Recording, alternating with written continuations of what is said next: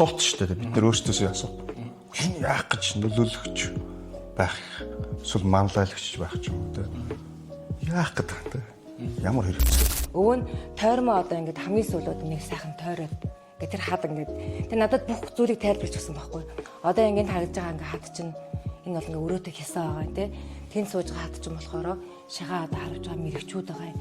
Энд ч юм бол хэдэн он ингээд тэгээд ингээд тухайн нутаг орон дээр очиод тайлбарлуулах маш гоё гэдэг. Уусаа ямар нэгэн зүйл түүх өөрөө дэлхийд дахин түүхгүй байдаг шүү дээ. Модонд одоо хадаг уяад тэрнээс эмтэлж аваад бол хүний амьдралыг сайжрах. Би ч бол тэгээд малчин аль хүүхэд ч дээ. Одоо яг хоо төвөөрлөн гэж амьдраад байгаа болохос. Тэгээд миний одоо ингээ хүүхэд нас гэвэл яг л тэр нөө уулнаас уулны хооронд одоо тэр нөө зэрэглээг нь харж одоо малаа хариулж за тэгээ хаана явж байгааг нь одоо тэр чи бараг л буруу ашиглахгүй л гэлаш хардаг л шүү дээ. Одоо яг нөө сүүлийн үед ингээ ажиглаадсан чи илүү нөө захим орчинд юм хийдэг те. Тэгэхээр илүү ингээ харааны асуудал айгүйх гардаг юм байл л дээ.